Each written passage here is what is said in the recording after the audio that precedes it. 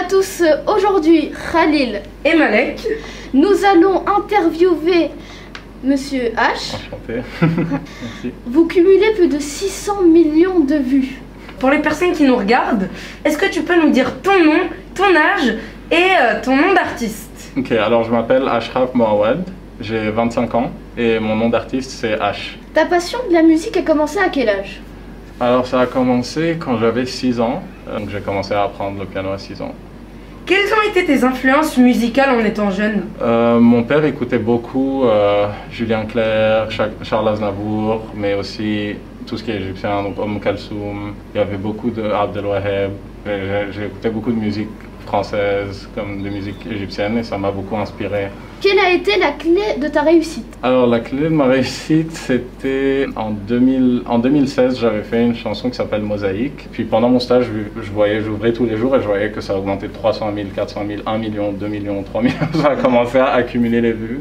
Et à ce moment-là, je me suis dit peut-être qu'il y a un espoir de réussir dans la musique. Et c'est ça, c'était à ce moment-là que je me suis dit je vais continuer dans la musique professionnellement. On avait une question sur ton public. Oui. Est-ce que ton public c'est plus virtuel ou vous faites des concerts, etc. Je fais des concerts aussi, bien sûr. Donc au début c'était vraiment comme c'était sur YouTube. Mes musiques commençaient à être diffusées. Oui. Mais on connaissait pas vraiment l'artiste derrière. Donc c'est pour ça que en fait les gens ils pensaient par exemple que j'étais un DJ. Puis quand j'ai commencé à composer mes propres musiques, c'est à ce moment-là que je me suis dit je joue à la guitare, le saxophone, le piano, la batterie. Donc je me suis dit ça serait intéressant aussi de montrer en live que je suis pas un DJ mais que je fais de la musique électronique avec des instruments. Est-ce que tu vis de ta passion, c'est-à-dire aujourd'hui? Oui. Ça fait maintenant, depuis la fin de mes études, je me suis donné en fait 6 mois pour... je me suis dit je vais essayer pendant 6 mois travailler à fond sur ma musique et essayer de vivre de ça. Et maintenant j'arrive à vivre de ma passion. C'était mon rêve. Donc tu vends, tu fais des musiques. Est-ce que tu les vends peut-être à des films ou des publicités? Oui, j'ai commencé à faire des musiques de publicité. Par exemple Pepsi, j'ai fait une musique pour Pepsi. Oui. Il y a eu malheureusement le confinement. Oui. Mais est-ce que ça a été, on va dire, un avantage pour toi d'essayer de composer quelque chose de nouveau? Honnêtement, au début, le confinement, tous les artistes étaient bien sûr stressés. Bien sûr. Parce que les concerts, c'était surtout les concerts, il n'y en avait plus. Comme j'étais censé avoir ma première tournée l'été 2020, puis tout a été annulé à cause du confinement. On s'est dit que c'est aussi une bonne opportunité de travailler sur plus de musique, de créer plus, parce qu'on avait plus de temps à la maison. Quand on ne peut pas voyager, quand on ne peut pas sortir, il n'y a pas vraiment de créativité. Est-ce que vous avez fait des lives sur les réseaux sociaux?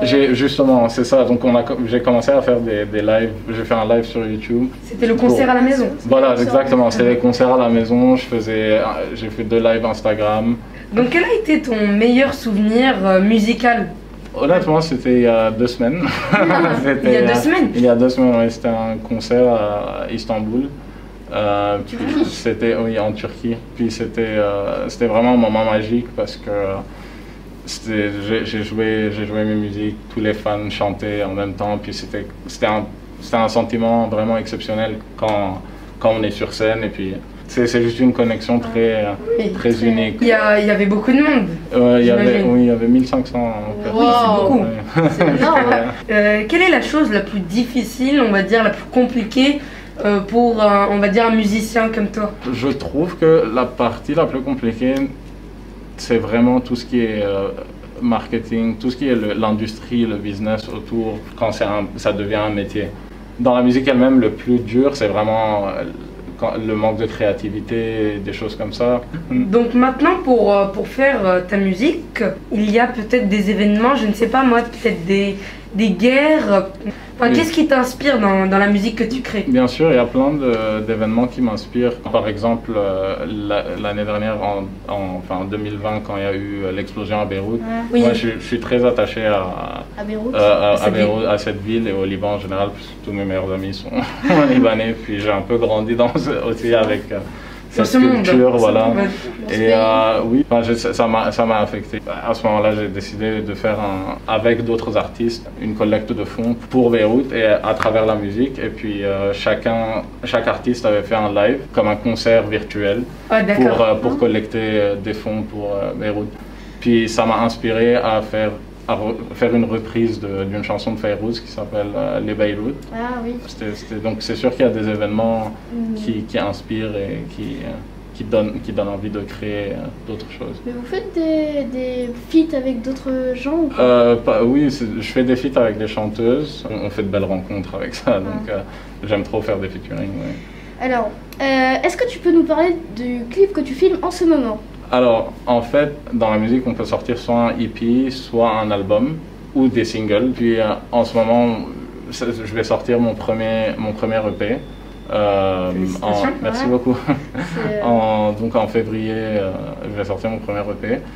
Et en fait, l'EP, il s'appelle About Life, donc sur ma vie. Et toutes les musiques sont un peu inspirées d'événements marquant de ma vie, mon enfance, mon adolescence, mes années d'université à Montréal. J'ai grandi en Égypte, j'ai vécu à Montréal, je vis toujours à Montréal, j'ai vécu un peu en France, à Paris.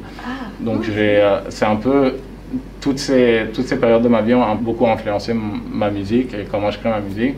Donc j'ai décidé de raconter cette histoire. Et donc le clip qu'on fait actuellement, c'est tout ça. Donc on a filmé à Maïdi, où j'ai grandi, l'école bien évidemment, car c'est très marquant. Jusqu'à aujourd'hui, avec mes amis, parce que tous mes meilleurs amis sont toujours sont à Montréal aussi, on était tous au lycée ensemble, et quand on est juste assis comme ça, on en parle, on se dit, c'était magnifique les années c'est les plus belles années de notre vie, donc c'est sûr que l'école c'était très important pour moi de passer par là aussi. On a filmé un peu partout au Caire, on va aussi filmer à Montréal.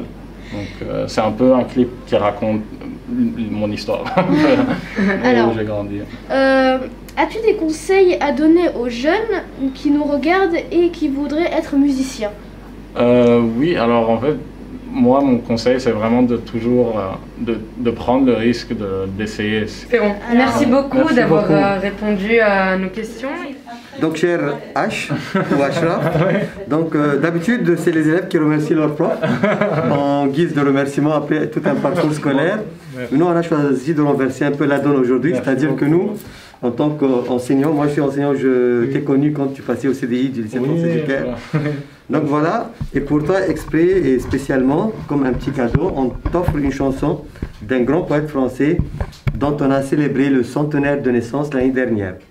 Boris Vian, donc là pour te remercier d'être venu aujourd'hui, donc rendre hommage à ton ancien établissement. Merci beaucoup. Donc nous t'offrons avec un musicien en herbe, Jade Paul Le Guillet, c'est La complainte du soldat.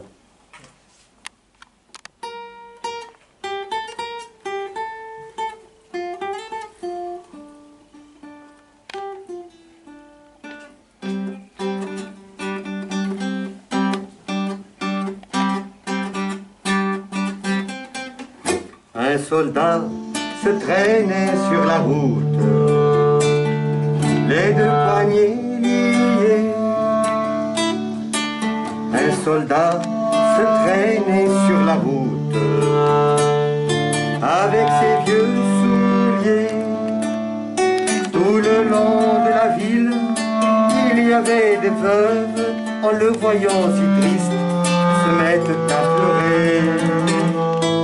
Marche, brave soldat, marche, sur la route marche, et t'en fait prisonnier.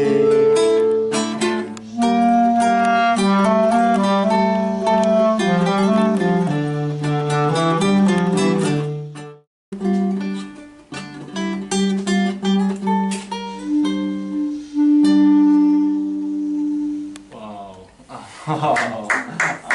J'adore, vraiment c'est magnifique.